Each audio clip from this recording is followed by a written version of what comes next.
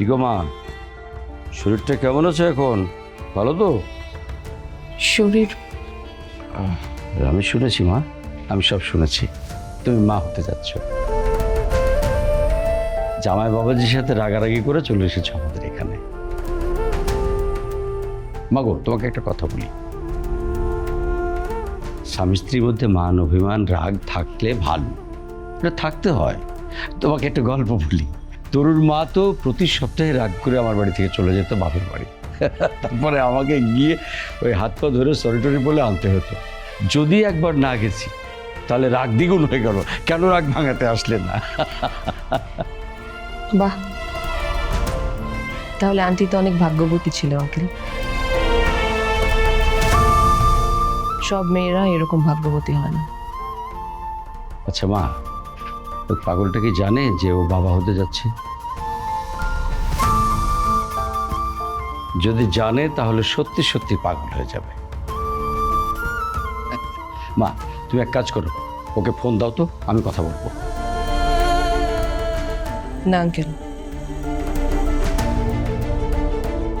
আমি চাই না যে ও কারোর চাপে বা কেউ ওকে ফোন করে আসতে বললো তাই সে আসবে। ওর যদি নিজের ইচ্ছে হয় তাহলে ও আসবে, না হলে আমি জোর করে ওকে আনতে চাই না।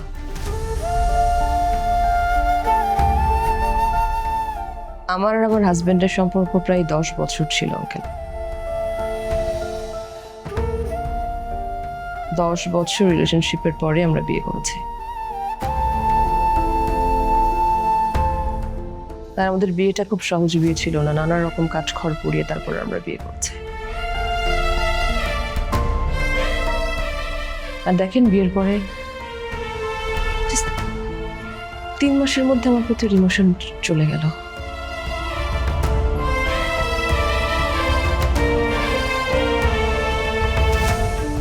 ও যদি নিজে থেকে আমাকে ফিল না করে, আমার টানে আমার সামনে না আসে, তাহলে আমি কোনো দিন ওকে অ্যাকসেপ্ট করবো না। না, এমনও তো হতে পারে মা, তুমি যে কথার উপর অভিমান করে দূরে সরে আছো, ওই একই কথার উপর অভিমান করে ও তোমার থেকে দূরে সরে আছে। মাঝখান থেকে তোমরা দুই জায়গায় দুজনে কষ্ট পাচ্ছ। আঙ্কেল, আমি পৃথিবীর সব অবহেলা সহ্য করতে রাজি আছি, কিন্তু যার জন্য আমি এত যুদ্ধ করেছি, যার জন্য আমি আমার জীবনের সবকিছু দিয়ে দিয়েছি, তার অবহেলা আমি সহ্য করতে পারবো না। সম্ভব না আমার পক্ষে।